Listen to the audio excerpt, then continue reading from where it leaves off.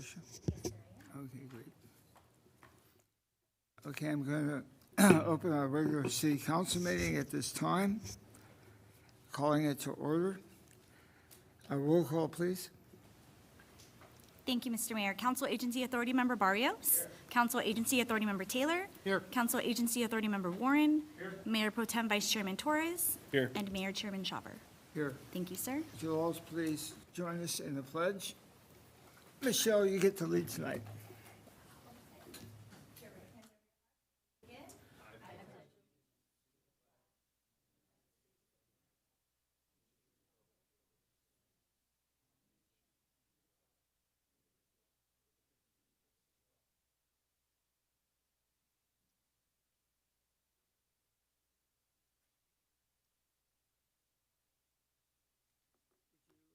Report out of closed session.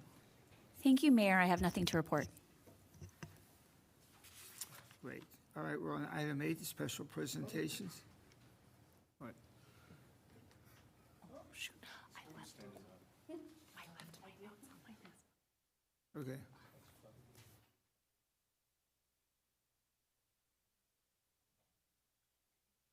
Where'd she go?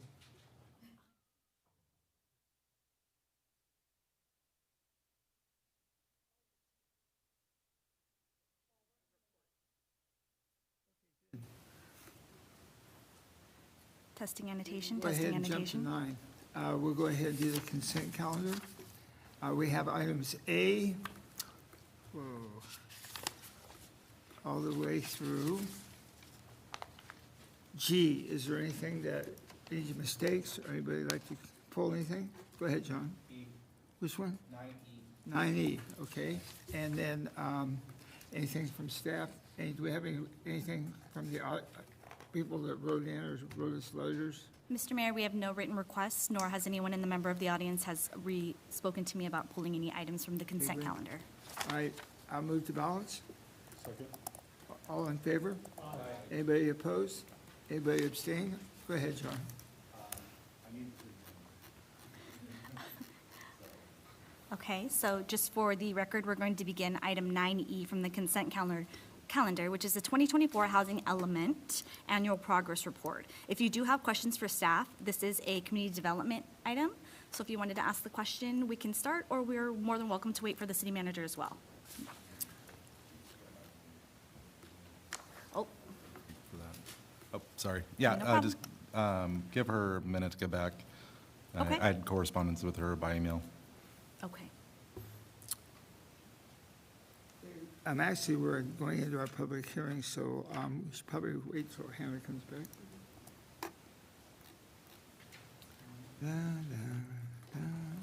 There we go. Da, da, da, da, da. Ms. Shinhadorn, at this moment in time, we're currently in item 9E. Councilmember Warren has pulled it from the consent calendar. He does have questions in regards to some correspondence that he had with you. Yes.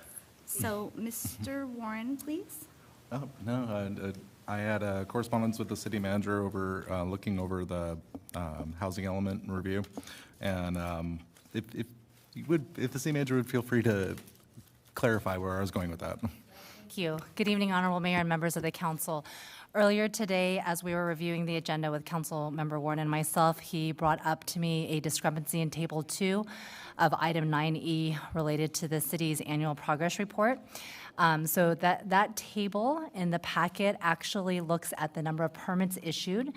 If you look at the HCD website in relation to the actual units the city has produced and developed, that is an accurate count. Staff has been working with HCD to make sure that Table 2 also accurately reflects the permits issued by the city. So the historical number of permits, you won't see that, and it doesn't match up with what you see on HCD's website. So we just wanted to make the public aware that if you look at that table versus what you see on HCD's website, the website is correct, up to date, and staff is working with HCD to update Table 2 for future submissions. So thank you, Councilmember Warren. Yeah, no, thank you. And other than that, I think go ahead and motion the item, and considering that we're looking in the future. Yep. We're now going to open public hearings on item 10A. This is a public hearing to adopt the master. Mayor, can I give my special presentation? I'll go fast. We'll go back and let Hannah tell us about her update on homelessness. Go Thank ahead. you. Thank you. Good evening, Honorable Mayor and members of the council. As the council is aware, for years, the city has been working on addressing issues related to homelessness. Most of this effort happens on a daily basis out of view of our residents and businesses. To ensure more transparency into our efforts and to better inform the community regarding the resources the council has directed to address these issues, I will be providing a monthly report on homeless outreach and other activities. For those interested in reviewing past reports, you can find those beginning in 2021 on the city's website at www.stantonca.gov under the Public Safety Department. The reports represent a very high-level summary of the efforts of over 10 employees who are dedicated in some manner to addressing homelessness-related issues. Tonight's report is for March 2025. Working as a team for the month of March, the city engaged in 127 proactive total client encounters, with 11 of those being new client engagements. The team received 153 contacts from homeless individuals, advocates, service providers, and the Orange County Sheriff's Department for service assistance, coordination, and navigation. When contacted, our team provides the following services: assesses the needs of the individual experiencing homelessness, offering shelter and connectivity to appropriate resources, offers storage at the city's yard to individuals who seek shelter but cannot take all their articles with them, and cleans up the debris and trash left behind and provides sanitation and public property repairs. For the month of March, 115 offers of shelter were declined. Staff did receive 2 requests for shelter, but shelter beds were unavailable on that particular day. 10 individuals were connected with interim housing opportunities, 2 with emergency motel assistance, 2 with primary care services, and 1 with mental health services. An additional 5 individuals were connected with shelter beds, but they all missed their intake appointment. The highest priority areas in the city for March, based on calls and field observations, were Beach Boulevard in Chapman, Beach Boulevard in Lamson, Catella and the Western Flood Control Channel, Beach and the Dale Flood Control Channel, and Tina Pacific. Some real-life stories from the month of March. Stanton outreach coordinators received a referral from City Hall regarding a family. The Family Resource Center provided emergency food and connection to resources, and our outreach coordinators met with the family to discuss possible shelter opportunities. Based on eligibility, our outreach coordinators obtained 2 female beds at the Buena Park Navigation Center and provided transportation to the clients, who will continue to receive assistance through Mercy House, the Buena Park Navigation Center operator. A second story includes multiple encounters with a couple who have been longtime members of the homeless community. Our outreach coordinators were recently able to connect them to shelter beds at the Buena Park Navigation Center. The city partnered with the Hope Center to provide transportation and will be checking in with the couple to support them in obtaining the required documentation for future housing opportunities. The reality of working with a chronically homeless community is that there are many roadblocks to a lasting placement. Despite the diligent efforts of the city's outreach coordinators, homeless individuals must see the value of the services offered.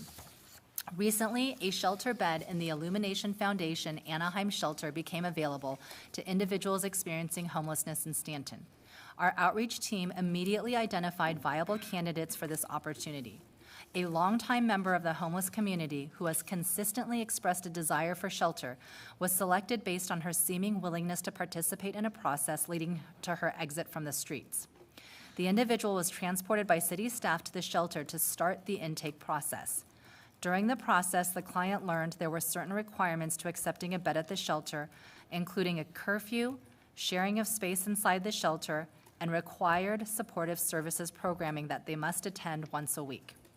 After learning of these house rules, the client indicated they were no longer interested in participating in the program. As a result, the individual was transported back to Stanton and currently continues to reside on the streets. While the city has allocated significant resources to outreach and has worked diligently to connect individuals to appropriate resources, the city does not tolerate antisocial or illegal behavior regardless of the perpetrator. As such, the city, through its code enforcement, public works, and Orange County Sheriff's Department contract, continues to enforce all violations of the city's municipal code and state law to the full extent of the law. Thank you, and that concludes my report for this evening. Staff is available to answer any questions. Something about the contact with health services and they came out and helped somebody, mental health services? Did I hear that right, or did I misunderstand? Mayor, members of council, connecting members of the homeless community with mental health services is a routine for us that we take part in weekly. One of the main roles that we play is helping make the appointments and also transporting the individuals to those appointments. If they successfully go through that process and are categorized in a particular fashion, it actually helps them move up the list for permanent supportive housing. Like a person like Jefferson's on the railroad tracks. If we call, because of his violent tendencies and things, even if when we call, it doesn't help to get him off the streets? Sure. The unnamed individual that typically resides over in the Catella and Martha Park region, he presents a number of challenges. We have reached out to every county resource under the sun, and that has not been successful to this point. He is definitely service resistant. We have gone down the route of trying to get him the appropriate mental health assistance, and the mechanism doesn't currently exist in the county format to physically take him away. What about the threats he makes? And I know he's throwing things at some of our people, hasn't he? Correct. So we report Chief, that. we can't do anything about that? Isn't that like an assault or something? Or you have to be there to witness it? Good evening, Mayor and council members. Yes, but it's when the event actually happens that those phone calls need to be made, and then we do have to have the victim present. It doesn't do good to have a lag time of days or weeks and to hear a story. We actually act on the facts that are present at the time. And as Jim has stated, we've also put resources, county resources that the Sheriff's Department has access to, in contact with this individual, and he is correct. There's he's been evaluated, but he's just not at a level in their evaluation process that can remove him from the street. Thank you. I can help you with that, Gary. There's a gentleman that's lived for 5 years on Catella at the railroad crossings. And it's my personal opinion that he might follow the same fate as Mary up on Dale Avenue. He's going to be dead real soon. And the problem is that there's nobody in this entire county that is doing anything about it.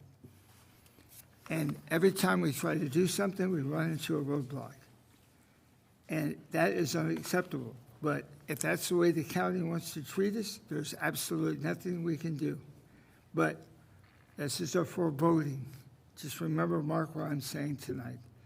And you know what's really sad? That's a valuable human life that deserves help and deserves some direction. And even if he's having mental problems, that should be helped. But you can't leave him laying out on Catella Boulevard on the sidewalk every day and every night, sleeping there, flat out, half in the street and half off the street. And I'm telling you right now, somebody should be held accountable for that. I think also, the safety of the public is what worries me too. There's two sides to this. And I think he's dangerous, but so be it. We can't do anything. Okay, thank you for that information, though. I appreciate it. Go ahead, John. Yeah, I did want to commend the sheriffs that recently I was pulling out of my own neighborhood and saw a homeless individual who was kind of put himself in kind of a dangerous position. I was happy to see that an officer did proactively stop to assess that individual. Unfortunately, there's been other times where people putting themselves in dangerous situations have not been well for them. But my main question is, with 2 years ago, we heard about care cords come up. We heard so many wonderful things about them. Do they exist? Yes, they do still exist.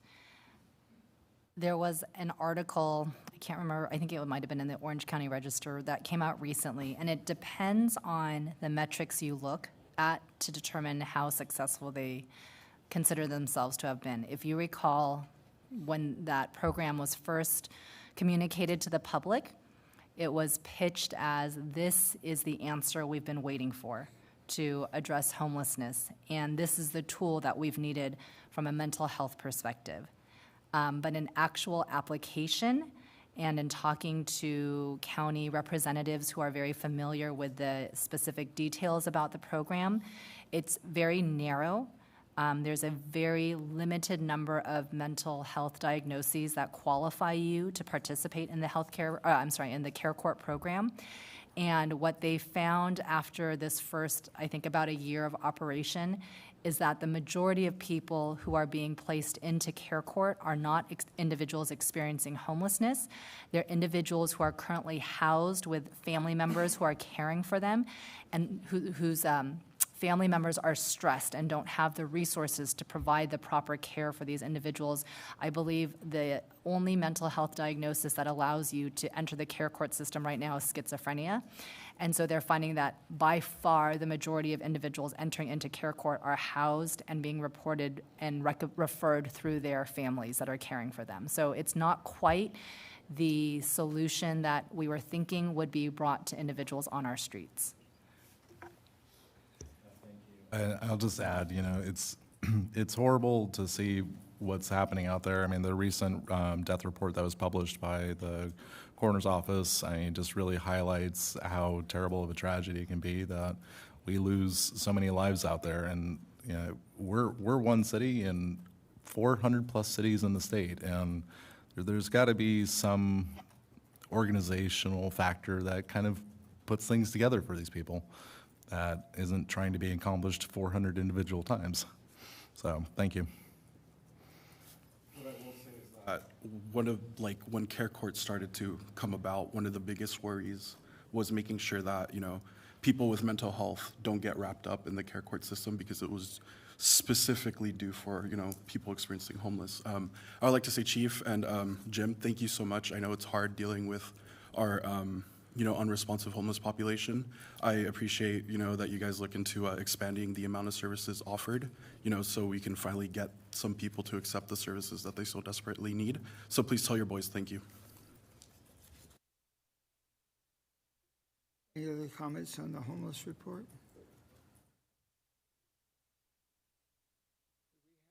Of how many we addressed and how many accepted? Yes. So for the month of March, there were 115 offers of shelter declined. Those individuals, or did we go back to the same folks? No, this could be individuals who on multiple days wanted offers of shelter, or who claimed they wanted offers of shelter, and then when we presented them with it. So part of the issue is, our individuals experiencing homelessness are very savvy, and they know how to work their way through the system and the services that we offer to allow them to stay where they are for a longer period of time. So oftentimes we found that the acceptance initially of the offer for services is a tactic, and then more often than not, we'll go through the whole process. We'll coordinate transportation, we'll coordinate storage, we'll coordinate with the navigation center, and then when it comes to the actual moment of entering, they'll say they've changed their mind, which is fine, and we will move on to the next individual. But we get a lot of initial, yes, I'll take shelter today, and then when we get through to the actual end point, they won't show up or they change their mind. One of the things that I think probably would concern all of us is sort of an oxymoron, is that we're going to have a homeless count here in the county coming up very shortly. Well, the people who are counting, guess what they're doing? They're offering $25 gift certificates if they're there for the count. So some lucky city is going to have a lot of people when they're there because they're going to get a $25 gift certificate, but we're not going to get an actual count of the actual number of homeless that we have in our city. And probably, since our neighboring cities also have homeless, wouldn't it behoove them to come to Stanton that day and get a $25 gift certificate? This is the stupidity of the programs that are being funded not to local government, but to other agencies in the county that we never see a penny of. And that's why we're in the position we are today, because local control is no longer local control. Anything else? No, sir. We can move on back to public hearings. Thank you. All right, thank you for that report. All right, we're going to move on to public hearings. I'm going to open the public hearing to adopt the master fee schedule for city programs and services. If I remember, we only can charge where our actual costs are. We can't charge over. I don't think we've adjusted these in how many years? Michelle, was it 7 or 8 years that we had last taken the? Oh, Amy has a staff report. She does. Why don't we have our finance manager, Amy Massey, come up and give the staff report, which will probably answer many of these questions. Thank you. Amy, if It's you got to don't, be at least 8 years, right? before you begin, if we could please test. Too long, I like that.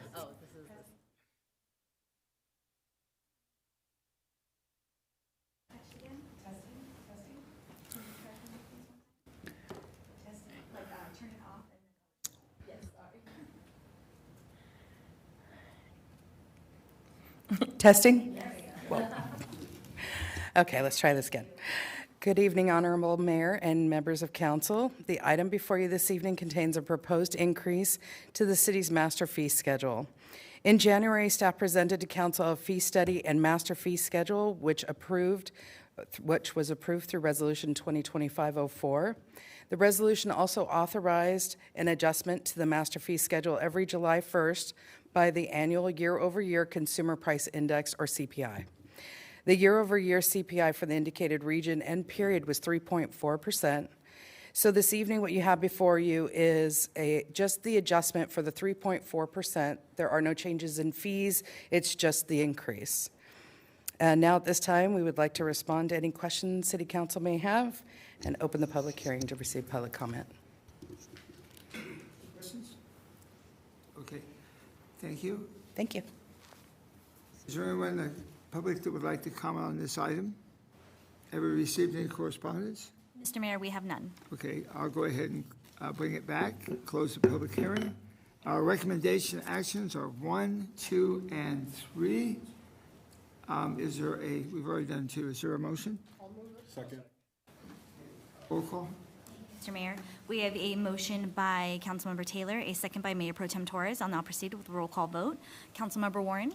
Aye. Councilmember Barrios? Councilmember Taylor? Yes. Mayor Pro Tem Torres? Yes. And Mayor Shaver? Yes. Thank you, sir. Item passes 5-0. Business item A, approval of ordinance 1162. This is an ordinance of the City Council on nitrous oxide and inhalants.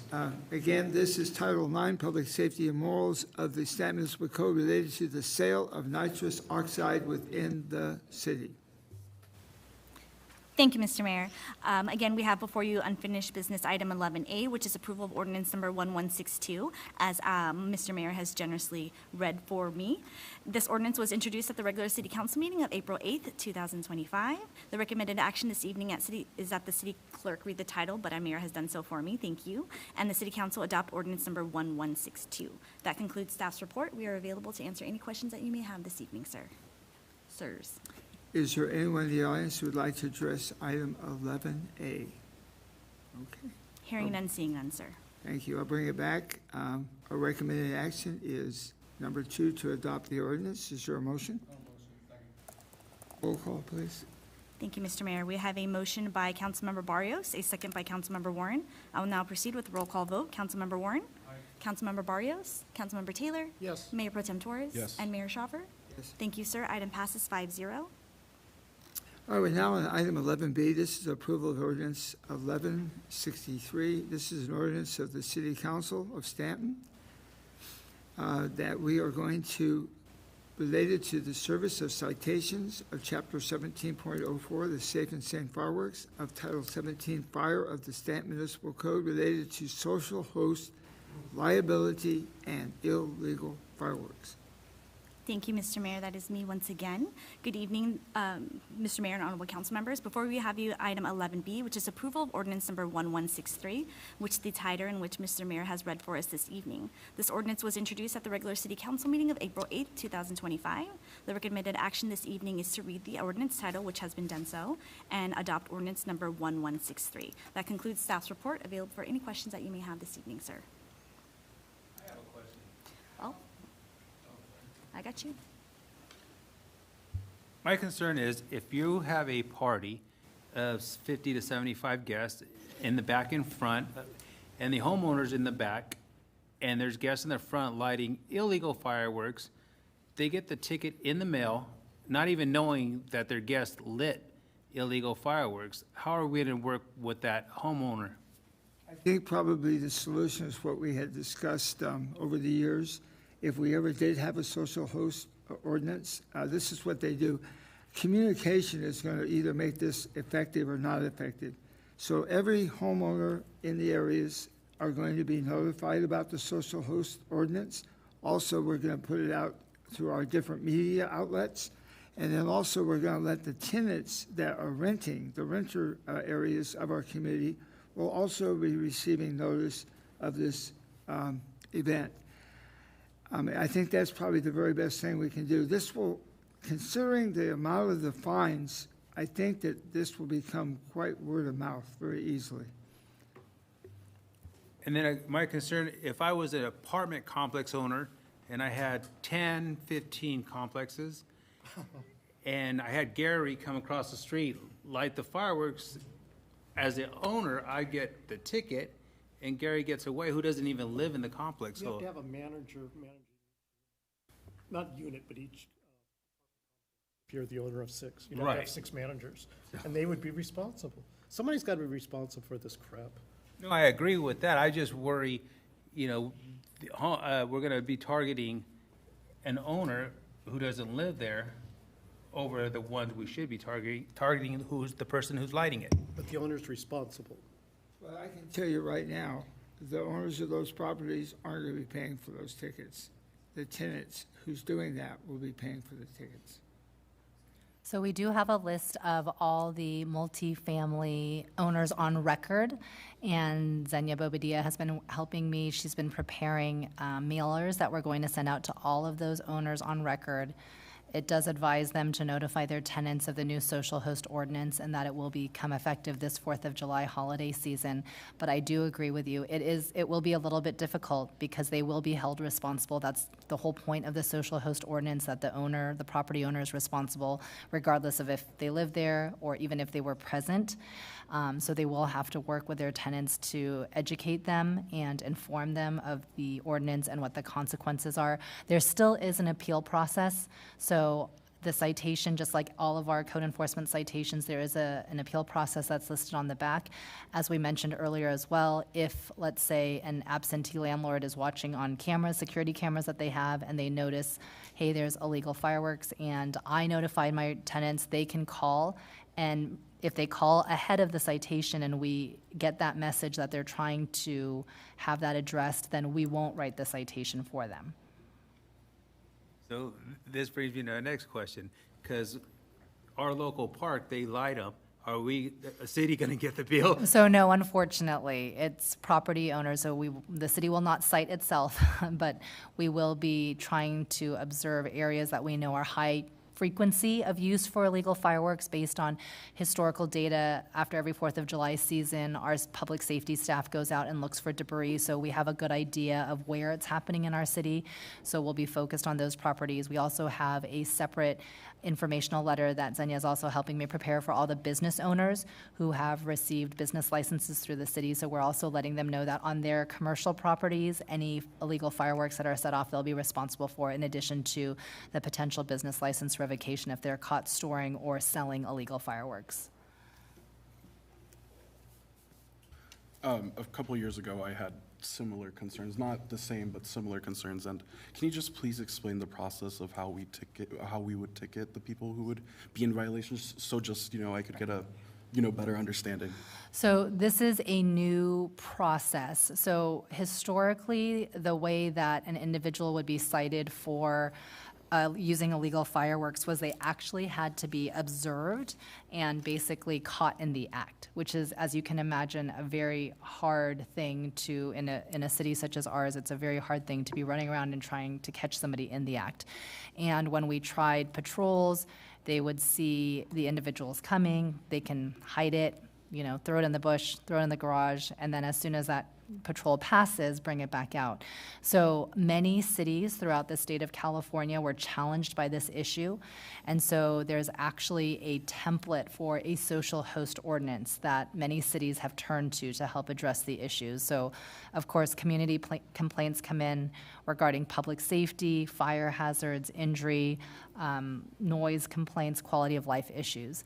And so the way the social host ordinance works is that a property owner is responsible for any illegal fireworks, and even safe and sane if they're outside of what the city's municipal code allows, the time frame that they're allowed to be used, to be held responsible for the use of those fireworks. And now we have the ability to use different types of evidence to write the citations. So now, in addition to having somebody observed and caught in the act, you can also rely on photographic evidence, drone and video evidence, and so that has been tested in court as well. So for our particular program over the 4th of July season, we will be collecting photo and video evidence. We will be working with our code enforcement team to then, after the fact, we have 60 days to write citations off of that evidence.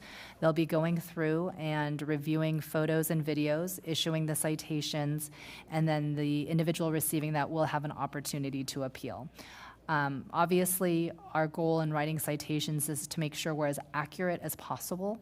So we will be doing our best to only write those citations where it's very clear of what illegal activity and what city code is being violated. And also, when an officer, let's say, cites for fireworks, do they also cite based off of the Muni Code as well? Yes, we anticipate that we won't be writing cites the night of or the nights of the holiday season. I think, number one, again, we have other calls for service going on in the city in the summertime. Number two, I think sometimes those situations can escalate in a way that may not be safe for all parties involved. So we are really focusing on collecting the evidence during the holiday season and then writing the citations in the weeks following. I'm going to put your fears at ease. And I think John can help testify because he's always up with his drone taking pictures. In the 55 years that I've lived in Stanton, 99% of every firework that's illegal is shot off from the street. And there are very few that come off of people's property because when they start doing that, that's when they get caught. So I think that it'll probably just get a few of the people that are really making big mistakes if they're doing them on property, because, again, most of these are done in the streets over the years. Anybody else? I'm going to go ahead and make a motion to approve this item after I have the public hearing. Is there anybody in the public that would like to address this particular item, item number 11B? Do we have any correspondence? Mayor, we have none. Okay. Close the public hearing, bring it back. I make a motion. Second. I'm with you. Roll call, please. Thank you, Mr. Mayor. We have a motion by Mayor Shaver, a second by Councilmember Barrios. I will now proceed with a roll call vote. Councilmember Warren? Aye. Councilmember Barrios? Yes. Councilmember Taylor? Yes. Mayor Pro Tem Torres? And Mayor Shaver? Yes. Thank you, sir. Item passes 5-0. Item 11C. Update strategic goals and integrated list of council and staff priorities. Yes, good evening, Honorable Mayor and members of the council. The City Council held a goal and priority setting workshop on Monday, March 3rd, 2025.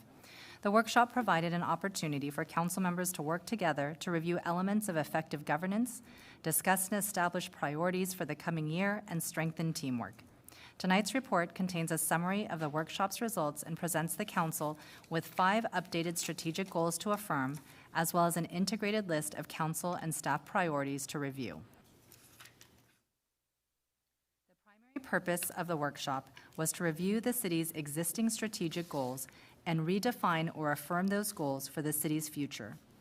Ultimately, the council identified the following updated strategic goals. Goal 1, provide a safe community. Ensure a safe community to protect our residents, visitors, and businesses. Goal 2, promote a strong local economy. Develop and implement measures to increase productivity, support local businesses, and provide for economic development. Goal 3, provide quality infrastructure. Invest in infrastructure maintenance and improvements to meet the evolving needs of the community. Goal 4, ensure fiscal stability. Provide objective, transparent information while continuing to evaluate the efficiency of services. And Goal 5, maintain and promote a responsive, high-quality, and transparent government. Provide effective leadership, responsive management, and meaningful communication while fostering mutual respect, public trust, and ethical behavior in all governing processes. After identifying the updated strategic goals, the council considered various priorities that were underway, required, and proposed. Following a rigorous discussion, council identified those priorities staff should pursue in the upcoming fiscal year. Council also requested that each department review the list of priorities and add to it as appropriate for the council's consideration this evening. The integrated list of council and staff priorities is as follows. For those priorities that are either in progress and currently being funded and/or required or mandated by the state or another local agency, there are 8 projects identified. The first is the Community Center Senior Center Phase 1 renovation, which is already in progress and being funded. 2 is the Orange County Sheriff's Department Substation Phase 1 renovation, which is in progress and funded. 3 is the Stanton Park Tennis Court renovation, which is in progress and funded. 4 is the Sports Park project, which is in progress and funded. 5 is the Enterprise Resource Planning System, which is in progress and funded.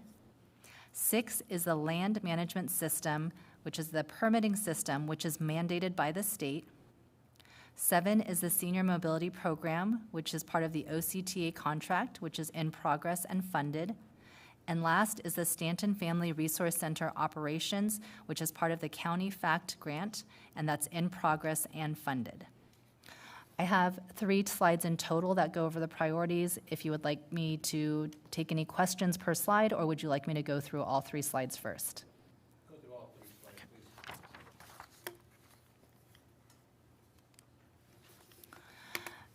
The next set of slides will be broken out by priority A, B, and C, with A being the highest and C being the lowest based on council participation at the workshop. So these are priority projects for fiscal year 2025-26, which were identified by council and then reviewed by staff, with staff making additions as needed. So priority A are the highest priority items, which received a support of at least 3 council members at the workshop. Item 1 is to continue to identify strategies to address service-resistant individuals experiencing homelessness. Item 2 is to develop a vacant commercial property community benefit fee. Item 3 is to develop objective planning design standards. Item 4 is to update developer impact fees. Item 5 is to continue an additional year of private parking enforcement. So item 1, you could say, is partially funded in that there are, as I mentioned in my homelessness update, over 10 individuals who are directed in some way to work on homelessness-related issues. But we do have other initiatives that the council may consider funding, or new strategies that the council may want to consider. Item 2, 3, and 4 are priorities that the council identified and are currently not funded. Some of these can be done using staff time. Others, we would like to rely on some support from the city attorney's office. Item 5 is the continuation of a pilot program that this council authorized for this current fiscal year. This is our private parking enforcement. We're coming up in June, will be almost a full year of progress. During the budget workshop, we'll be letting you know how the financial impact of that contract has impacted the city's budget.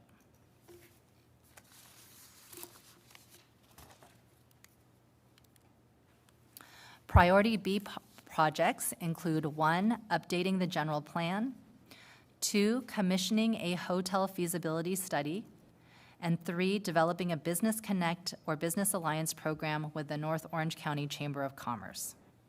So 1 is something that we should do. We try to set aside funds where we can, depending on the consultant that you utilize to update your general plan. The costs may vary and the components that you need to update.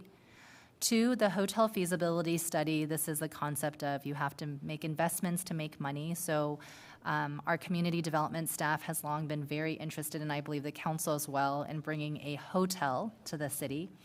And when we go to things like ICSC, where we go to try and court basically different developers, all of them have asked us for a hotel feasibility study. So this basically tells them the market that is present in Stanton for a hotel type of product. So we would like to invest in that seed of economic development, basically, to take that and share with potentially interested developers. 3 is a priority that the council identified, which is reconnecting with the North Orange County Chamber of Commerce. So the cost related to that is a little bit unknown. I've had a good phone call, a virtual meeting with the president of the North Orange County Chamber of Commerce, and they have evolved significantly from the last time I had a conversation with them 3 years ago. We talked very specifically about the unique needs of Stanton businesses and what we as a council would like to see them supporting those businesses. And he is supposed to get back to me with a proposal which would include the costs of council support or city support, either as a member or a partner of the North Orange County Chamber.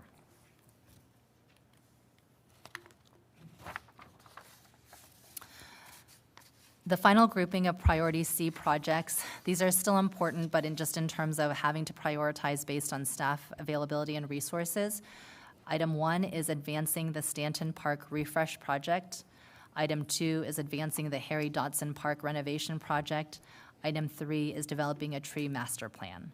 So item 1 is connected to the sports park. Because the sports park is happening on a majority of the area people reference as Stanton Park, previously the council was interested in upgrading the Stanton Park portion as well, which will serve as the entryway to the sports park.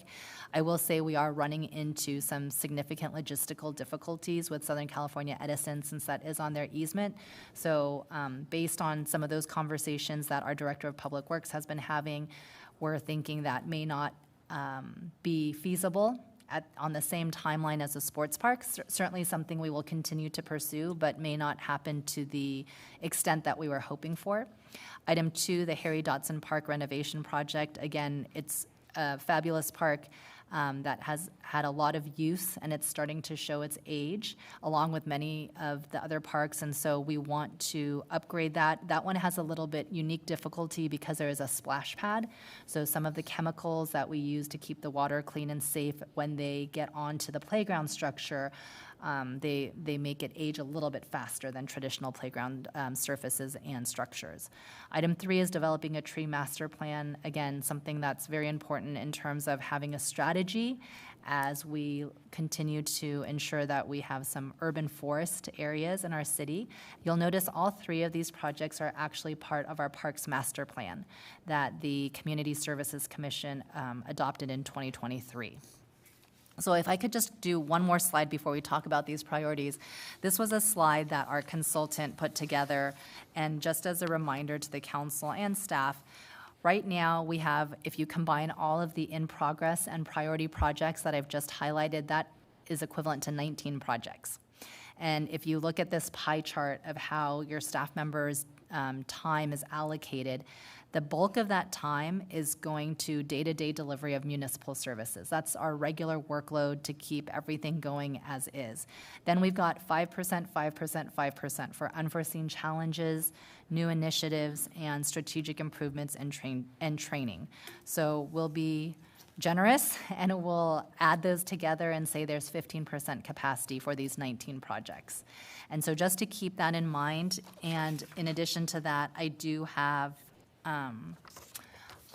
I do have other projects throughout the year that either from commission, council members, or the community have come up as potential decision package items, which you will be presented with at your budget workshop at the end of May. Okay, sorry, one more slide. These were projects that the council also discussed at their workshop, but these did not get enough majority support at the workshop to rise to a priority level A, B, or C. But I did want you to know that staff did hear about these priorities, and so we do have them kind of on the back burner, waiting for future funding opportunities. So one was to expand funding for more community services and offerings for residents. 2 was to enhance and upgrade medians on Catella Avenue and Beach Boulevard. 3 was to continue to update the city's branding, and 4 was to update campaign finance rules. So I promise that really was the last slide related to those. Happy to answer any questions, provide any additional information, and take feedback from the council at this time. Why don't we go back to 1 and just go through them quickly if we have any questions? Would you like me to go back to the ones that we have to do that are already in progress? Well, I think if we go Or- through each slide, okay. that'd be good. Okay, thank you. Oh, one more back. Yep. Okay, so these projects are either in progress and already funded or are required by some agency. Any questions on this one? All right, next one. Okay. All right, so these were identified as the highest priority. Okay, I have a question on number 4. Sure. When and how soon can we do number 4? So we actually have our HR part-time analyst. They have reviewed recent RFPs from other cities updating developer impact fees. So this is an area that cities need to be very careful because obviously developers want to make sure that the fees they're paying to a city are legitimate and appropriate. And so there's been a lot of litigation in this area. So we had them analyzing recent RFPs from other cities to get consultants to update their developer impact fees. So we've already done that survey. We have some models that we think are represent best practices in this field. So if the council is interested, we could start this in July. We could start preparing that, finalizing it, having the city attorney's office review and bless it, and then issuing it out to the market. Yeah, I think that's important because that's lost revenue that we need to provide for services.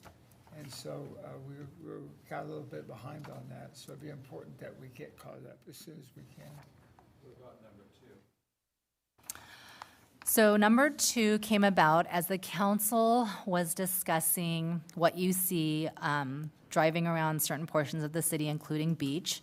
We have certain properties that have been vacant probably since the end of COVID. I think there's a vacant property next to US Bank that we get a lot of calls on, and also the Sam's Club. And one of the issues is that our public safety, whether it's code enforcement staff, homeless outreach advocates, or the Orange County Sheriff's Department deputies, we receive lots of calls for service on those vacant properties. And those are benefiting the property owner when we go out and when we conduct our enforcement services or provide homeless outreach. That's our staff taking time away from our public facilities.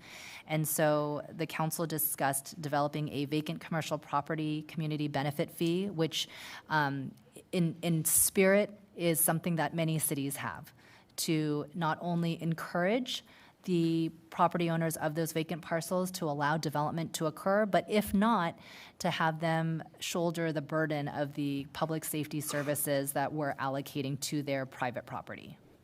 Can we start that by the end of the month? Well, I mean, we could pre-start it. We currently have projects that we're trying to wrap up for this fiscal year, so I would prefer to kind of start everything in July because we are trying to still finish up remaining projects, but we can start it quickly.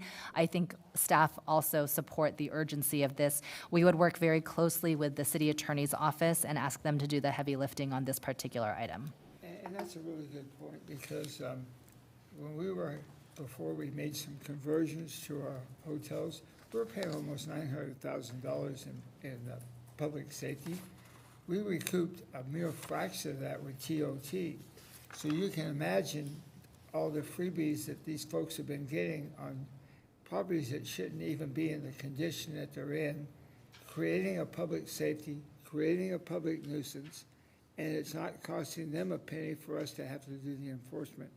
Some of them have brought on private security, but then again, we're the ones that end up having to do the bulk end of the work. So I think it's a good point, the sooner the better. Go ahead. I think this is good, and I'm really happy that council, is on board with this. And the reason is because we want to create a good economic environment where we don't, have multiple properties that are vacant for, let's say, like 1+ years or so. And I understand that we're working with, these property owners at the moment, but I think that it's good that we're, trying to foster a culture of, sticking with it and being on time. And not only that, but it's accountability as a owner, keep your property up. And, the freebies, unfortunately for them, are going to come to an end. With several vacant properties in my district, I really like this item. I like just having the idea that we can continuously poke them in the side and be a reminder that we're here, we're watching, we're paying attention. Even going forward with that, I would love to be able to explore remedy factors. If they're actually moving forward on a property, then I don't want to, bust them up for that. If they have security on the property, okay, maybe that's something we can work with. But I would like to have steps. But if from having complete absentee ownership, non-existent, how we deal with somebody like that to, slightly proactive is, I would love to be able to explore that scale. So thank you.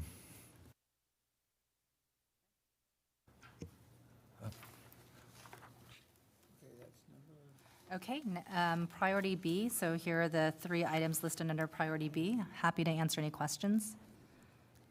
One of the things I'd like to, would probably help in my decision-making is if we find out if the North Orange County Chamber lands Disneyland. Oh. Yeah, Okay. because I know that Disney's out trying to find a substitute right now for their chamber, which is no longer in existence. So I think if Disney joins, then right now it's a very strong organization, and they're doing a lot of good things. It's not the way it used to be. And because I've had a chance to visit a couple of the things that they have going on. They have a great turnout, a lot of businesses, but I think if Disney makes that move too, that might reinforce our decision at some point. So thank you. Any other questions on these items? And I'm going to say this with all love and respect to our neighboring city of Garden Grove, but if they can somehow find a way to build a Hilton south of the 22 on Harbor, I believe we have an excellent opportunity in the city of Stanton, Napoana Beach, Cantella, or something of the sort. I think that's something that's been in high demand, and we've watched Buena Park deliberated. They've had hotel projects greenlit and then vanish. But and similarly, Anaheim's also looked at trying to do hotel at Beach in Lincoln. So I think it's good to kind of see and keep an eye on, as well as what our neighbors are looking at. Last thing I want to have is we redo the motel situation where everybody has motels leading up to Stanton and we're suddenly the caboose. So, but with us also looking at proactive solutions towards what we're going to do with our motels, I think it's also good that we look at having proper infrastructure in that way with lodging and how we use our TOT going in the future.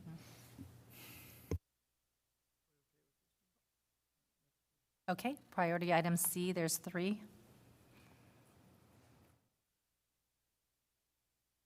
I'd like to comment on 3.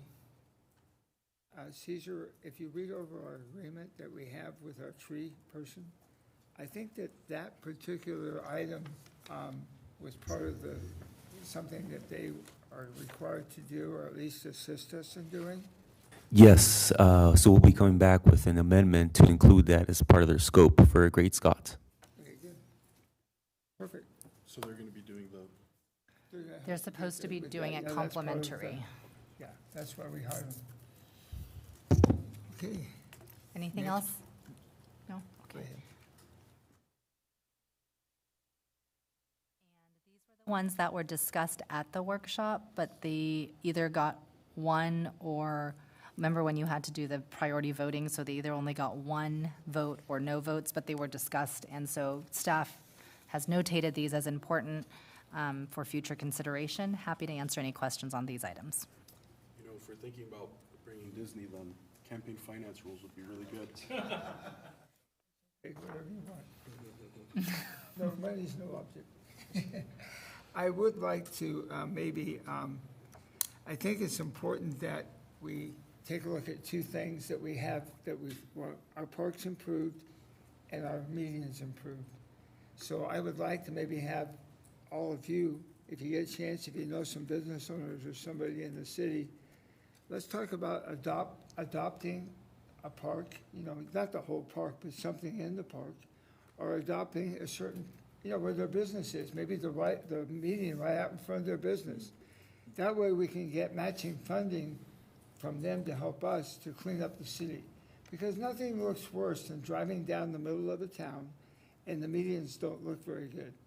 Unfortunately, we're at the whim of Caltrans in the state, and they don't really care what anything looks like. But I think it would be good for us to at least maybe take that upon ourselves to see if we can get some community support and maybe adopting some areas of our city. And we could put a little sign up thanking that business for doing that. Just a thought. Okay. Is that it? Yes. Okay, any other questions? John, go ahead. Yeah, can I go back to the A list?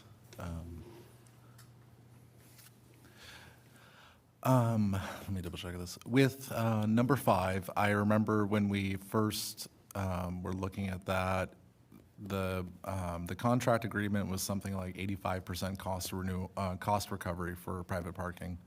And I would be really interested to see where we do end up on that, if they zero out, if they're above, below. But as in terms of a priority A item, if it's a self-funding kind of operation, I don't know what role we have in that. Then on number 1, continuing to identify strategies to address services and individuals. I'm curious what the goal is there. We have our personnel that are out there, our hawks, that are making those connections. We have our agreements with the Buena Park and Placentia with those shelters, the Illumination Foundation. We have some access to Anaheim, Fullerton services. I mean, what would be effectively the objective of identifying new strategies there?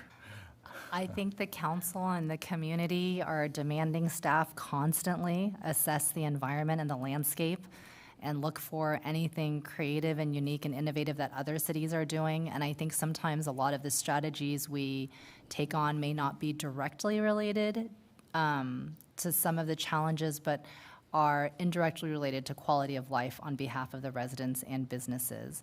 So, you know, I think one of the major things that the mayor has taken the lead on is Caltrans has received a huge amount of money from the state to address homeless encampments that are impacting quality of life for the communities that their properties or right-of-ways are in.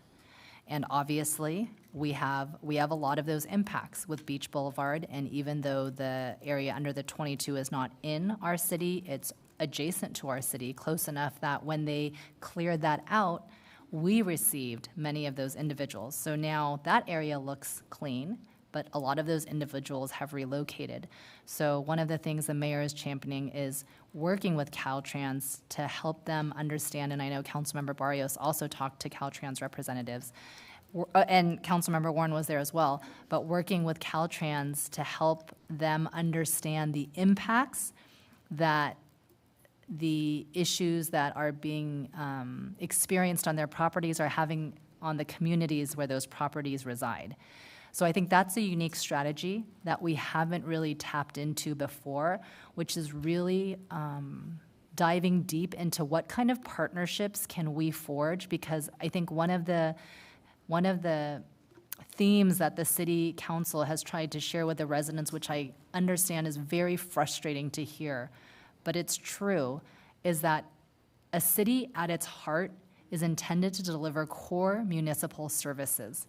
And the issues that we're challenged by, and I know we said this at our talk on the block, and I know the council reiterated this, a city is not designed, equipped, or staffed, a city of our size, to offer mental health services or substance abuse services, right? And that honestly is a lot of what we're dealing with right now. And so we're really trying to, in a positive, collaborative way, turn back to some of those agencies, such as the county and the state, who are responsible for providing those services, and demanding that they're partnering with us instead of pushing those problems down onto cities without any funding, without any tools to try and address. So I think that is a creative strategy. We're really looking, how do we partner with them? How do we reach out to them? How do we communicate them? How do we get our lobbyists involved? How do we work with legislators to either support or oppose legislation that doesn't help where we're trying to go?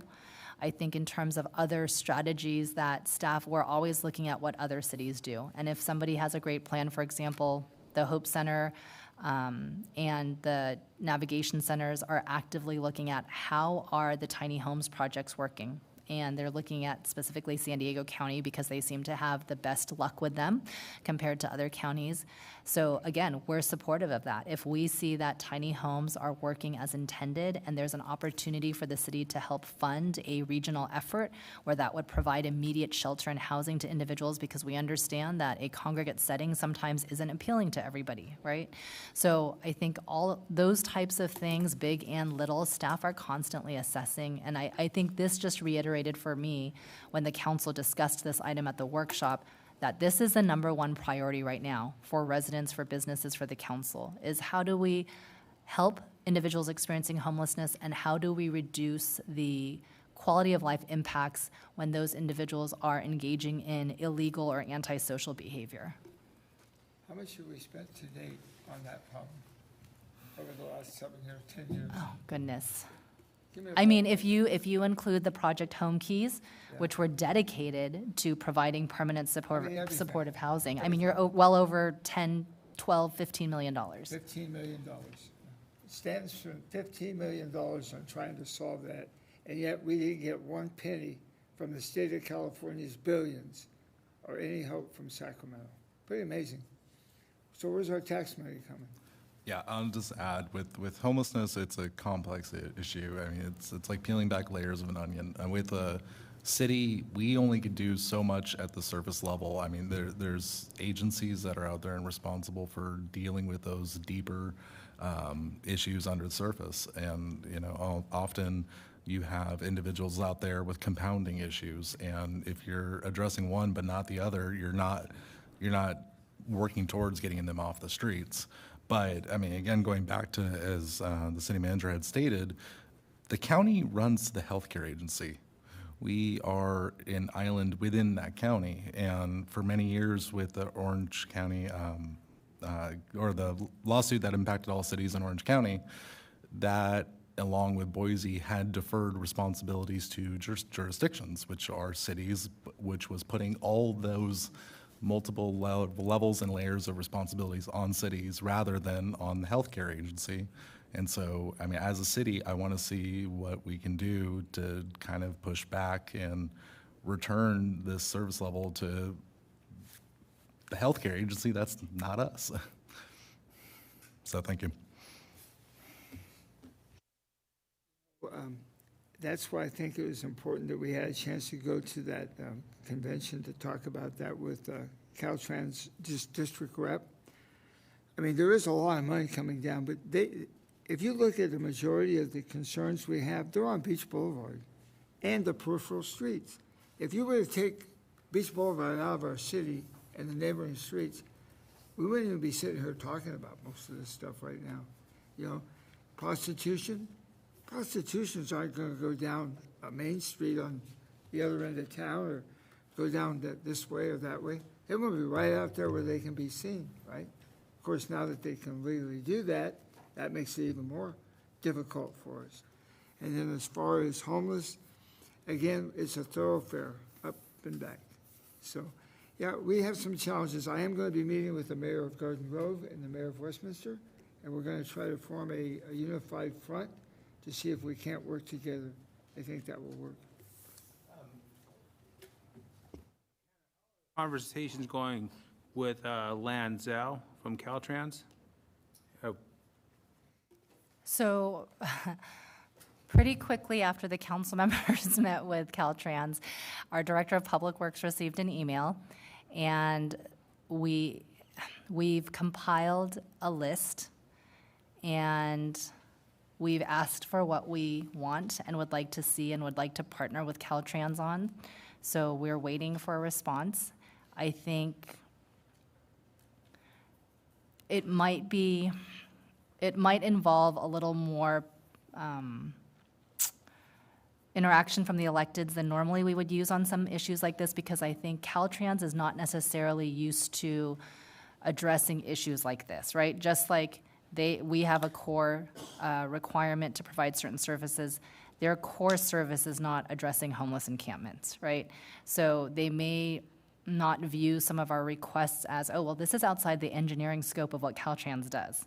Agreed, it is, but you got special money for this exact service requirement from the state. So we're waiting to see the response on that, and depending on what that response is, we may ask the council to re-engage and to support staff in our efforts to communicate the city's request. If you need me to personally meet with her again, because I did meet with her along with John and Dave, let me know, Yeah. because she said to us she will help us. So if we need to We go absolutely directly to will. her, then we need to go directly to her. Yeah, I think probably along the same line, let's just drop her a note and just say all 5 of us would like an update. That's pretty simple, right? That would be very easy to do. Just say, we had a chance to meet with you at the, what was it, OCOG luncheon. We had a great conversation, and then we would like you to give us an update on how we're progressing relative to our requests. And we all say on behalf of all 5 of us. Go ahead, John. And I can understand some frustrations that residents see, I mean, outside of like the 2 main topics we've talked about, homelessness and prostitution, but when it comes to that, we had that accident recently where a car knocked out one of the poles. Caltrans was out there, they had it fixed by morning. 2 days later, they had brought in a whole new pole and it looked like it never happened. But we have street signs up there that are peeling and cracking and faded. We have one street sign on Beach that says Rosecrans. I don't know where it is in Stanton. We have Rosecrans apparently, but we have quite a few the hanging signs that are either blank or whatnot, and those seem like very simple things to fix, but they've kind of been like that for a while now, and we'd love to see some of those fixed.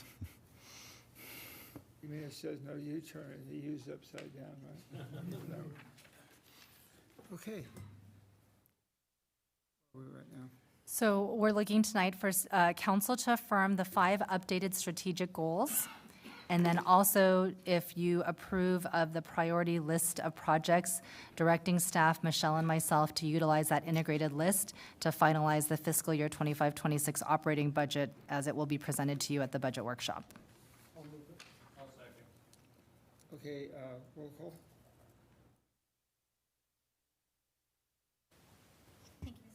A motion by Councilmember Taylor, Excuse me.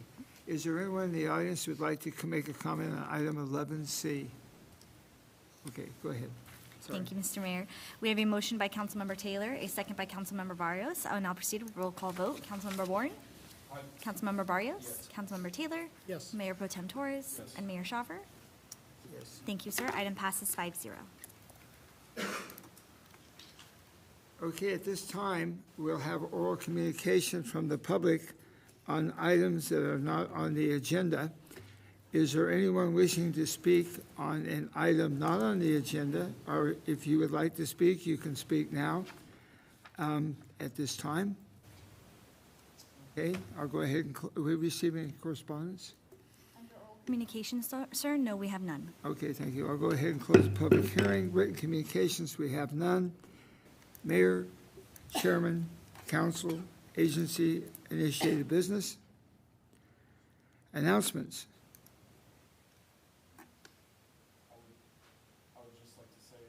Jim and your team and, the graffiti removal guys, those walls look mighty beige. Thank you. I know that we've been dealing with some tagging.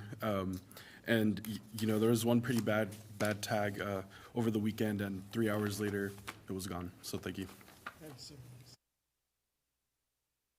I want to add, the train tracks look great. It's all one color. I drove by the other day, and I was like, wow, it looks like a brand-new piece of paper.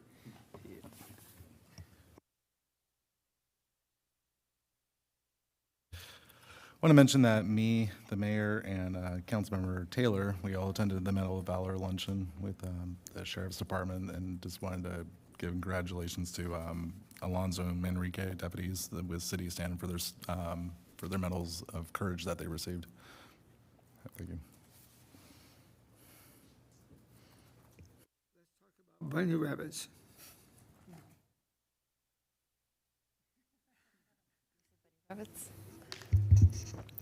Mayor and council, thank you. We did host our annual Easter egg hunts this past Saturday at Stanton Central Park. Thank you, all of you, for attending. We want to thank the Lions Club for sponsoring. We had about 20 nonprofit vendors offering free resources, activities for the kids. We had egg hunt areas for all ages. I want to thank OCSD for their support, Public Works, and Code Enforcement for traffic control. We had a number of Easter basket donations. We were able to give about 75 golden tickets in the hunt area and give out those Easter baskets. And then we also had some family activities to honor Blue Ribbon Month, which focuses on child abuse prevention. Thank you. Be sure to thank, well, let's start with all the volunteers. We had a lot of volunteers, but also your staff, all the way down from the part-time rec people to the full-time rec people to the leadership. That was well organized. It was efficient.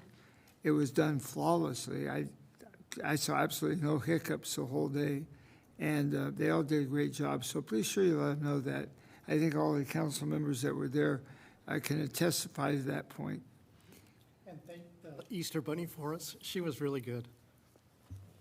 And I just want to say, again, saying everybody that, it's a team collaboration, right? It goes from the top to the bottom, to the ones that make the money, the ones that don't, the volunteers. It was awesome. It was great to see again, and make sure you tell everybody thank you, and we appreciate it. And it's cool because I was talking to one little kid, and I gave him my business card. He was real happy, and like I was a somebody.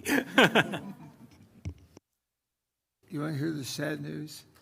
Because you weren't there, we had a big giant chocolate egg from See's Candy, and we were going to give it to you, but we ate it. Oh, I hope you enjoyed it. She was up cheering the family on a big volleyball game. I hope they won. Go ahead. I wanted to add regarding the Easter, as I was pulling back home, I saw my neighbors walking home with an Easter basket. However, I had discovered at that point that they had walked from the park all the way back to their home. And so they made the long trek and the long journey. One thing I'm going to add is Stan Car Show's coming up on May 17th, and looking forward to that. This year it's going to be at Rodeo 39. The flyers are available on stancarshow.com and in the lobby. Okay, anything for a future meeting? A future study session. The item 15D, this is a City Council initiated on discussion regarding the Orange County Power Authority. Go ahead, Patricia. Thank you, Mr. Mayor. At the April 8th, 2025 City Council meeting, Mayor Pro Tem Torres requested that this item be agendized for discussion. Mayor Pro Tem Torres is requesting to discuss the possibility of joining the Orange County Power Authority, the OCPA, and further necessary research by the city and OCPA. Mayor Pro Tem Torres? Right, I think before we do that, we do have requests from the public to speak on item 15D. Are there any other of these out there anywhere? Yes, we do have two that were turned in after the meeting began. Thank you, Ms. Bobadilla.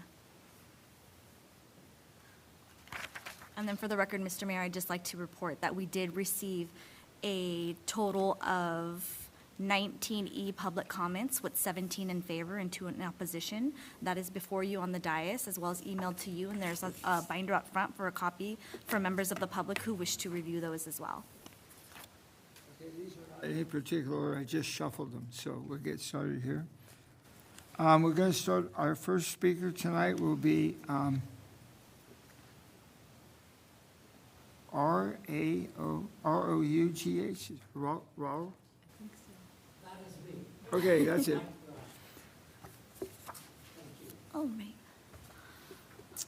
Mr. Mike, if you don't mind coming to the podium, we do have 3 minutes for you, and let's just, if we could test that microphone first. A little bit finicky for us.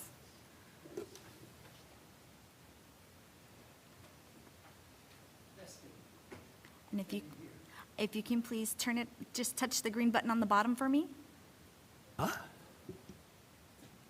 Okay, and then one more time. And Back then on. Test, test. Test. Perfect, thank you. Okay, hello. Again, I'm Mike Rao. OCPA is a new venture in operation for just 3 years. They've had a trouble start, and they're still in trouble. They are a business with ups and downs, like any business. You'd be wise to hold off investing until they've proved they are sound and trustworthy. Don't just jump into forcing your residents into OCPA's risky business. I sense they are rushing you to join, and why? OCPA desperately wants new members. Don't let OCPA rush or pressure you. OCPA and fellow CAC and CCE members meetings saying things like, OCPA will reduce asthma. How they have loved OCPA. How they have known you for years and know this will be good for your city. How OCPA will confer riches upon you and your businesses. This is all in the future tense, by the way. But buyer beware. Every OCPA customer, no matter what they pay, will get the same power mix as an Edison customer. Once your residents understand that, as you should make sure they do, they will wonder why the heck the city council signed them into deferring their payments for electricity to the middleman in a risky business. When Edison, a regulated company, delivers electricity reliably at no extra charge extra charge above their delivery costs, and for social costs foisted on them by the state legislature instead of mandating taxes for those social services.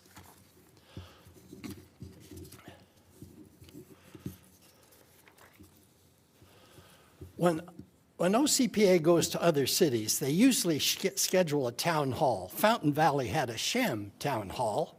Only 6 came. I was there, but I didn't see a town hall on the timeline for Stanton joining. Real choice for joining OCPA would be to give hundreds of your residents a say before you vote. You'd likely find that forcing the whole city into OCPA is very unpopular.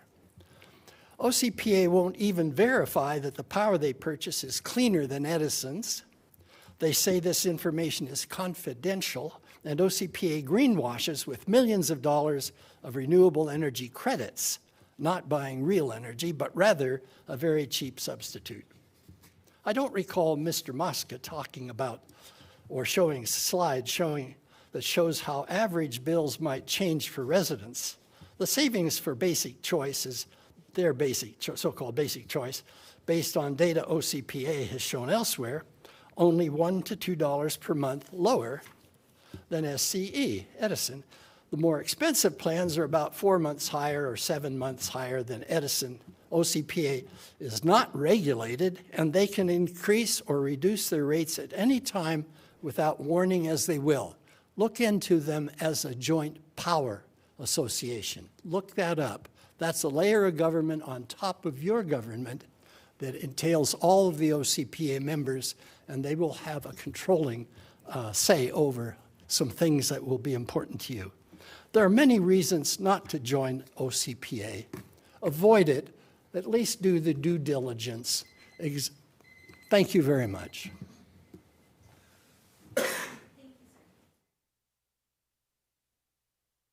Speaker is Tomas Castro, please.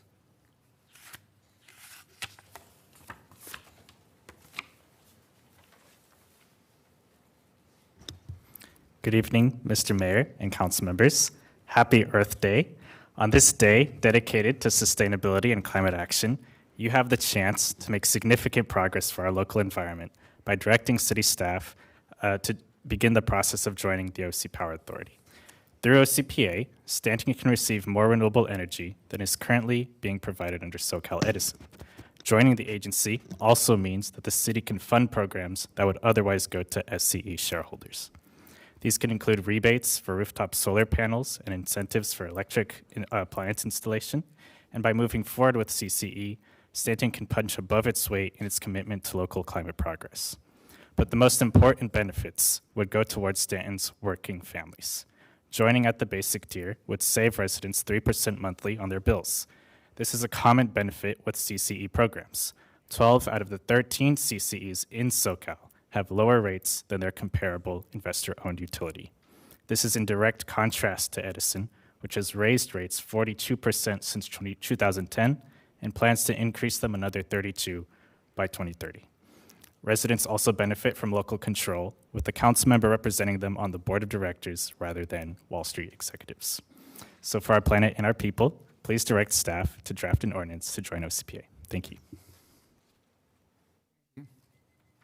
Our next speaker is Lisa Bonachuk.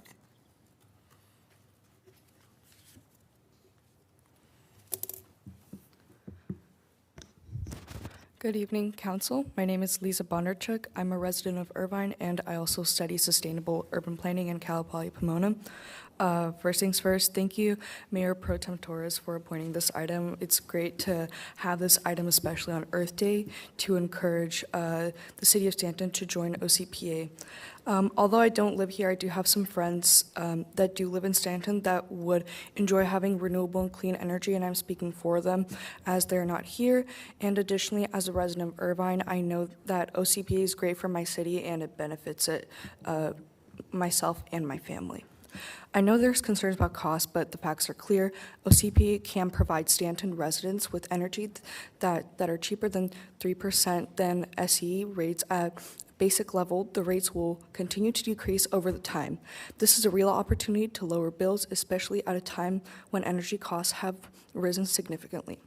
OCPA would also help create local programs that could reduce energy burdens and support environmental justice for communities like Stanton that already has an overburden with pollution. Lastly, joining OCPA would help protect public health by reducing pollution. Stanton is already impacted by high pollution levels, which contribute to a serious health risks for residents. Additionally, Stanton suffers each day with the urban heat island. There are a lot of streets and roads, and it'll be great to help the environment by using this opportunity to promote renewable energy. So by joining OCPA, you're not only just saving money, but also thinking of health of Stanton and also our current climate that affects us day to day. I urge you to move forward with this and join OCPA. Thank you. Thank you. Our next speaker is Vicki Johnson. Good evening, Mayor and City Council members. I am Vicki Johnson. I urge you to table OCPA. Just drop it. I lived in Irvine under OCPA, and OCPA targeted Laguna Woods, where I now live. Today, the world markets are in turmoil. A recession is predicted. Businesses around the world are delaying investment. Stanton's city revenues are likely to fall, especially the sales and property taxes that Stanton relies on. City expenditures will rise with inflation, tariffs, and market swings. Protect your city and avoid risky ventures. Joining OCPA is particularly risky because Trump wants to destroy the green energy sector, slash its subsidies, loans, grants, and tax incentives. OCPA is in a very volatile business involving tens of millions of dollars of long-term contracts, and the credit market is tight. OCPA is already in financial duress. OCPA has burnt through half of its reserves this fiscal year. There's a handout for you. $50 million of their $110 million, it's gone. Did Mr. Mosca clearly explain this to you? Also, OCPA has lost half its customers. Its biggest remaining customer, Irvine, voted its intent to withdraw in December, stating OCPA deliberately withheld and misrepresented information and failed to inform Irvine about significant decisions that could adversely affect Irvine. Let this be a warning to Stanton. There are more risks. The JPA makes no guarantee of lower prices or cleaner air, as they are saying. Stanton's ratepayers and your general fund will be liable if OCPA has to raise rates above Southern California Edison, or if OCPA fails and goes bankrupt. There's more risk. The JPA gives OCPA the right of eminent domain in your city, and they may issue millions of dollars of bonds furthering endangering Stanton. OCPA is too risky. There's no guaranteed benefit, no lower rates. Please exercise your fiduciary duty and protect Stanton. And I did have this handout with the half of the reserves they've blown through. Thank you. Thank you. And our next speaker is Aurora Masari.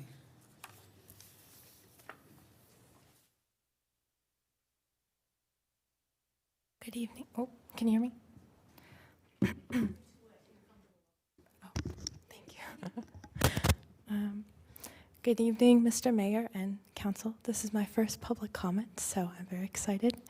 My name is Aurora, and I'm here to advocate for the city to join the Orange County Power Authority, or the OCPA, for two reasons. The first is affordability, and the second is consumer choice. To my knowledge, Southern California Edison is the sole electricity provider to Stanton. SoCal Edison is a for-profit, investor-owned utility. They are accountable to their shareholders and not to their paying customers, or us. This is obvious when the average SCE ratepayer is behind on their utility bills by over $1,000. Oh, sorry, the average ratepayer who is behind by $1,000. I want to be accurate. According to a 2021 SoCal Edison report to the California Public Utility Commission, hundreds of Stanton households in the 90680 zip code are behind on their bills and owe over $250 to Southern California Edison. I myself recently moved to Orange County this summer, and my only option is SCE. My electricity bill is double or triple what it was when I used to pay the public utility in Los Angeles. And I was kind of shocked, but here we are. Stanton residents deserve better. We all deserve a choice. If a resident wants, they're more than welcome to opt out of OCPA and pay Edison's higher prices. The rest of us will enjoy lower rates and more renewable energy options. OCPA is cheaper, it's a community choice energy, and in terms of its membership, with the recent special election in Irvine, I think District 5, Betty Martinez is a new council member, and she's less likely to vote in favor of the intent to withdraw. So Irvine is less likely to leave the OCPA. Therefore, this Earth Day, I urge you to join the community choice energy in the only community choice energy option in Orange County. Thank you for your time and attention, and happy Earth Day. Is there anyone else who would like to speak on this item 15D? Okay, if not, I'm going to close the public hearing and bring it back to the council, and this was your item, so you're up, Mr. Torres. Thank you. So council, we saw last meeting a lot about OCPA, but I want to make sure that we do our due diligence before we get into anything, and make sure that, not only do we make sure that staff can see it and see if it will actually aid our community, but also, from what I recall is the next steps would be to pass a resolution or something along the lines of that. So I think it would be good if we could just have our Stanton name on a draft of a resolution and have our city attorney and city staff look into, how this program could aid us, and if not, how it could be detrimental to our community. So, yeah.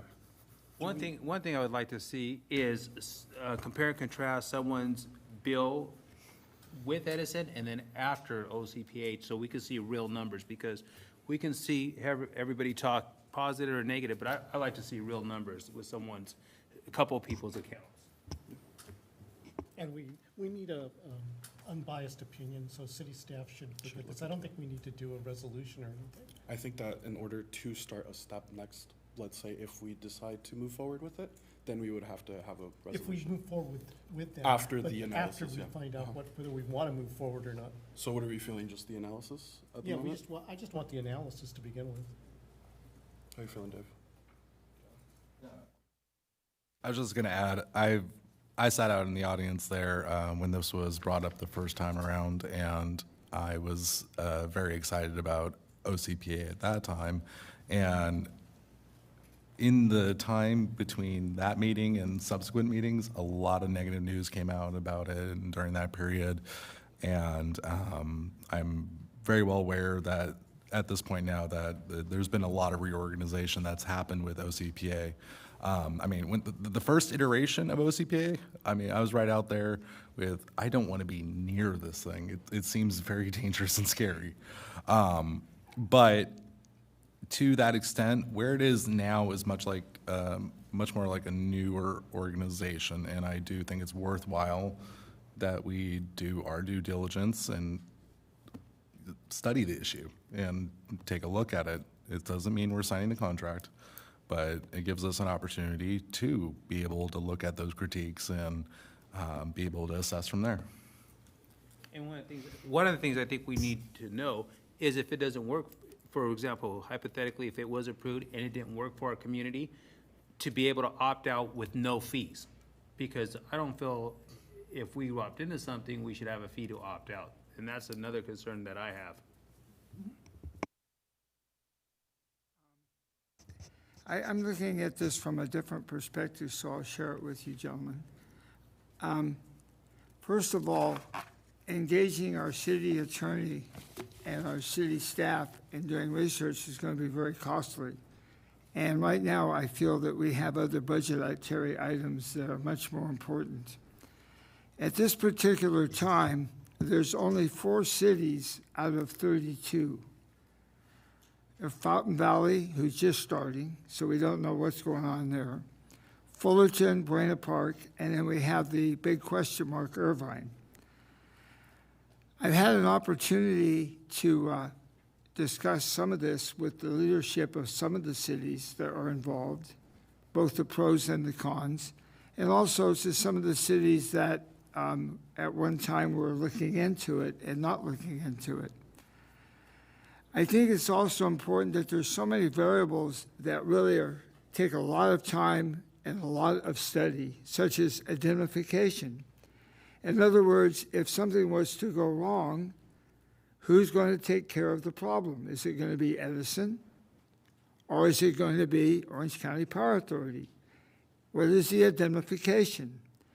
That question has never been answered by anyone.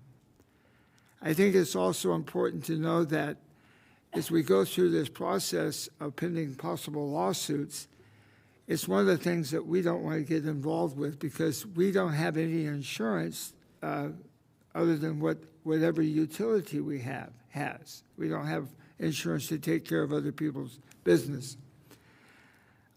I think it's also important to know that as far as the financials go, there has been some upside, there's been some downside over the last 3 years. We're still seeing things that are positive that they're showing, but there's also a lot of negatives financially. A couple of other things along those lines is environmentally. It's great to have that opportunity, but you've got to realize also, if we're taking customers away from Edison, who has a great environmental program established already, what effect is that going to have on their ability to do that? They have a monopoly. Just let me finish. Don't get mad at me. My recommendation is going to be very simple. I think they had some really bad periods of time. Now things are starting to turn around and they're moving what appears to be a positive direction. I would recommend this council give them a little bit more time and a little bit more space before we make a decision of investing time and money into further study. I think the proof is in the pudding. As they continue over the next few months, they're either going to be a success or they're not going to be a success. As an example, we'll probably know what Irvine's going to do some point in the very near future, because that's a question that's going to be answered within the next couple of months. I think it's also important that we give them a time to get the information that, in fact, the questions that I answered, I never got any response back from. So I went out and did a little research on my own. I think there's a time and a place, as I said, for everything. And right now is not a time for us to spend our money doing a study on something that, if it's going to prove itself to be successful, we'll probably do it in the very near future. So I don't see any rush into going into this at this time, and I will not be supporting it. Thank you. I would just like to be quick to say is that we're not rushing anything. You know, there might be, you know, a city or two leaving, let's say, but that still doesn't change the amount of data that we'd collect or the, let's say, the research that staff would do into this. And if we're, you know, going to see this months from now, what's the problem with us doing research when we do research on other things when it comes to litigation or not?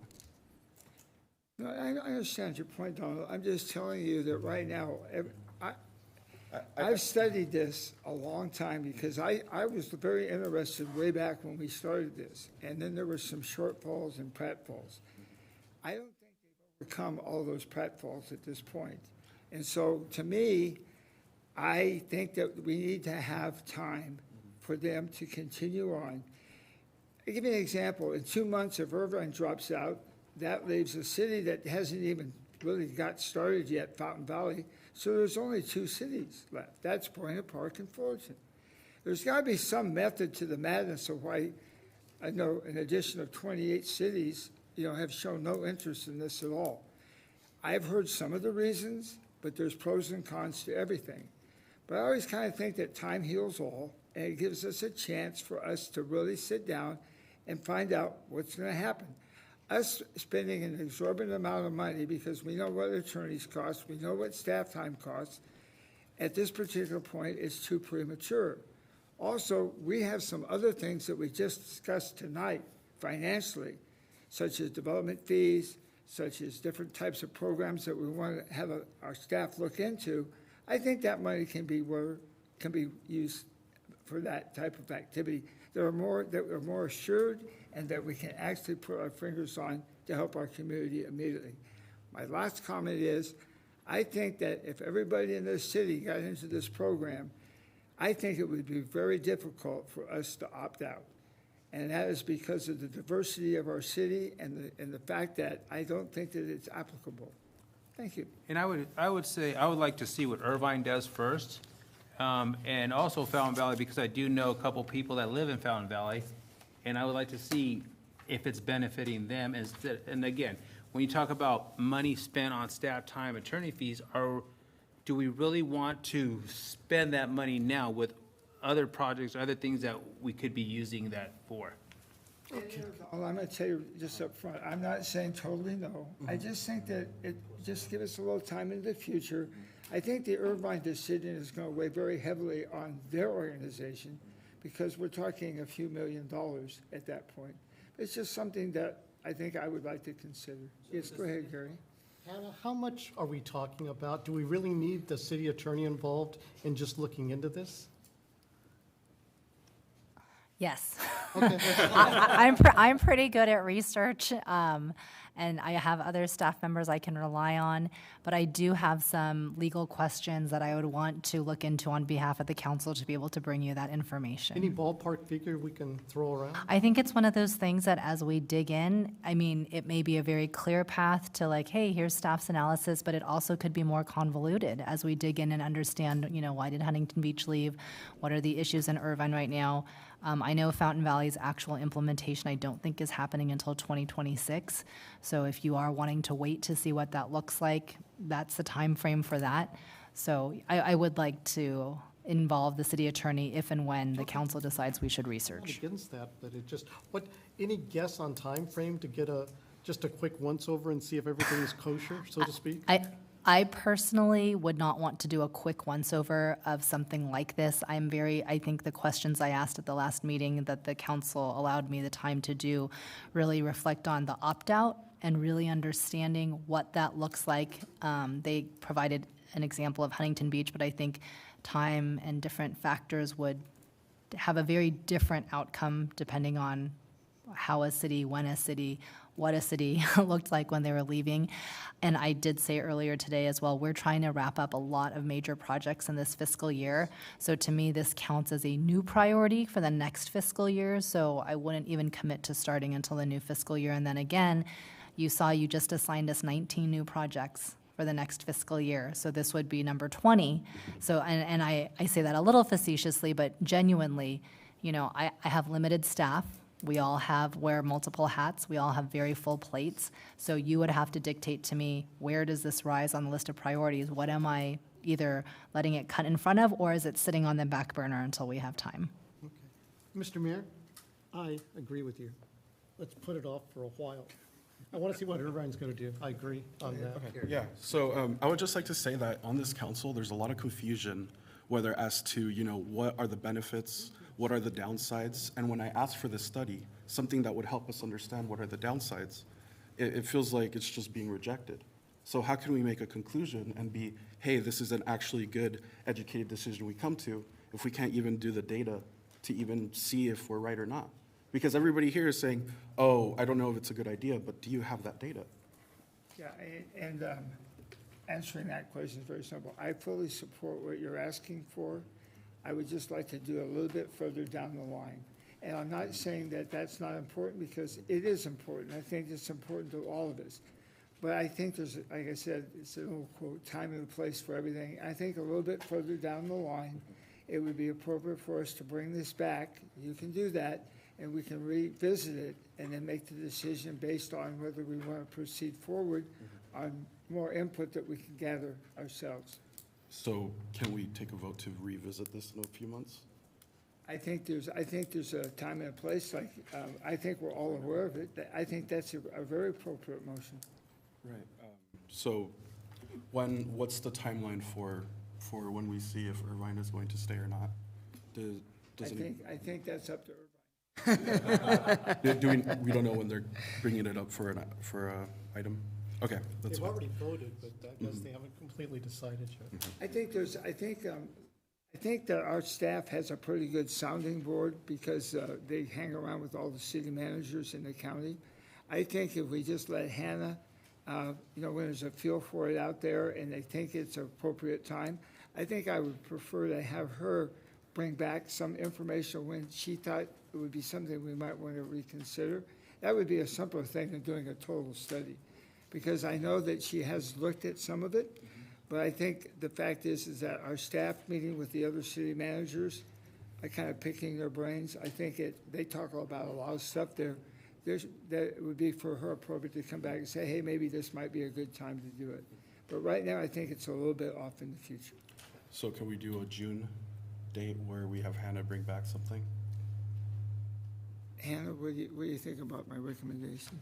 How do things go with the city managers on this? No, I think what you're asking me to do is make contact with the City of Irvine staff and then determine when there's a final decision.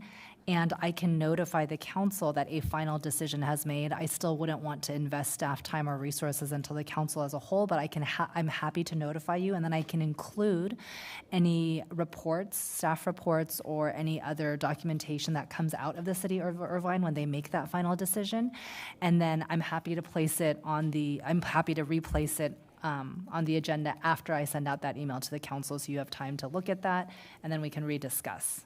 Yeah, because I think what's good about that, not only will we get a decision, but we'll also get why that decision.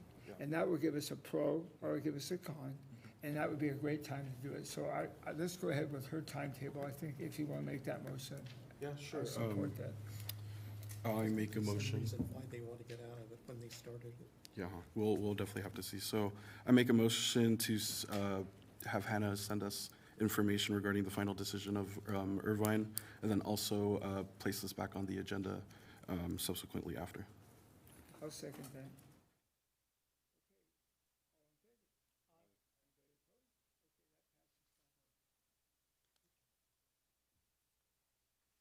Moving along, we're now on items from the city attorney, Thank you, Mayor. I have no items. items from our executive director. I just want to share Community Services has been preparing for our Paint the Town with Love special event on Saturday, May 3rd. And we're happy to share that many of our projects are already completely booked. That's how much community interest we have in some of the projects we have assigned for that day. There's still opportunities if people want to volunteer and haven't had a chance to sign up. You can find more information on our website. Again, it's on Saturday, May 3rd. We're all meeting at Stanton Central Park at 9 a.m. for a kickoff, which includes breakfast goodies and group calisthenics. And then everybody will be, it's great to see everybody on the grass doing group calisthenics. And then we'll all go work on our projects starting at 10 a.m. Thank you. Orange County Sheriff's Department.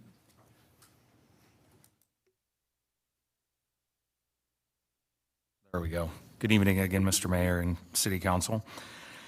In March of 2025, Stanton deputies responded to 1,839 calls for service, which is an average of 61 a day. Our deputies observed 672 violations of law and conducted over 460 patrol checks throughout the city.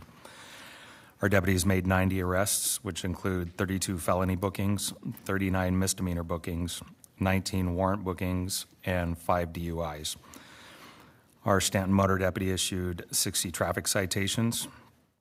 And enforcement for the month of March, deputies handled the following criminal activity: 1 homicide, 1 robbery, 14 violent assaults, 7 burglaries, 21 thefts, and 14 stolen vehicles. Our response times during the month of March for priority 1s was 4 minutes and 22 seconds, priority 2s, 20 minutes and 37 seconds, and priority 3s, 30 minutes and 7 seconds. Stanton investigators were again busy during the month of March. They had 45 new cases opened, closed 66 cases out, and 10 cases were filed with the district attorney's office. Our special enforcement team had 33 probation and parolee contacts. They made 17 felony arrests, 14 misdemeanor arrests, recovered 2 stolen vehicles, worked with our human trafficking unit, and recovered 3 victims that were being trafficked in the city, and had 7 cases for investigative referrals. This concludes my presentation, and I will be happy to answer any questions.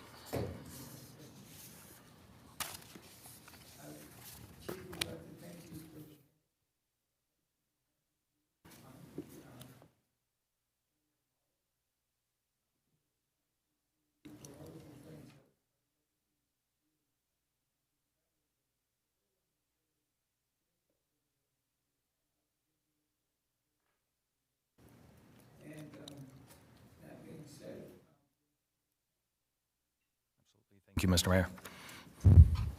Is there any other business at this time before the council? Okay, good evening, everyone. Hey, oh my God, it's just like my dog.